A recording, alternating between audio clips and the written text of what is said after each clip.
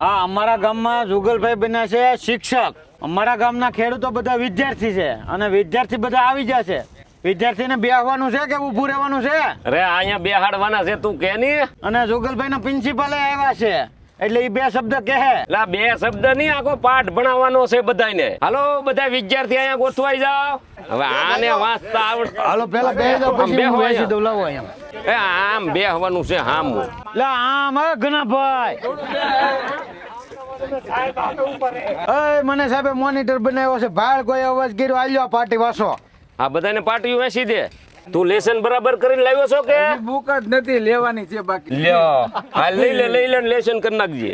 જગ્યા ન હોય તો વંડી ઉપર ચડીને પણ બેસી જાવ બધાય. મારું નામ છે તુષાર ગોસ્વામી. ભાઈ તમારી પાસે ખેતી તો છે જ, પણ જો તમારી પાસે એક દેશી ગાય હોય તો આની ખેતી તમે કરી શકો. આ જીવન તમારે રાસાયણિક ખાતર, જંતુનાશક દવા લેવી પડે નહીં. આપણે મોટામાં મોટો ખર્ચો ક્યાં હોય છે? ખાતરમાં ને દવામાં. આપણા આજે 10 વીઘાનો કટકો છે, એમાંથી 1 વીઘામાં જીવામૃત અપનાવજો.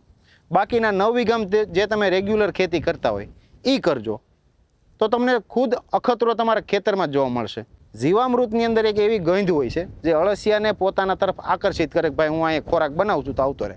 જે જમીનની અંદર અળસિયા છે ને ત્યાં 1 કલાકમાં 1 ઇંચ કે 2 ઇંચ વરસાદ પડશે ને હેલી તો આખે આખું જમીનની અંદર પાણી ઉતરી જશે. હવે આ બંને સાહેબોએ આપણે ખૂબ માહિતી આપણે પ્રાકૃતિક ખેતી વિશે આપી છે, તો આમાંથી આપણે થોડી ઝાઝુ નહીં પણ થોડુંક આપણે અપનાવીએ તો આપણા માટે સારું છે. ખાલી બકાલામાં જ તમે અખતરો કરો. આપણે વિદ્યાર્થીઓને ઘણો પાઠ ભણાવ્યો છે તો હવે થોડોક નાસ્તો કરાવી લઈએ એટલે વાંધો ન આવે. આપણે શાસ્ત્રોમાં કહેવાય છે કે ભૂખ્યા ભજન નથી થતા.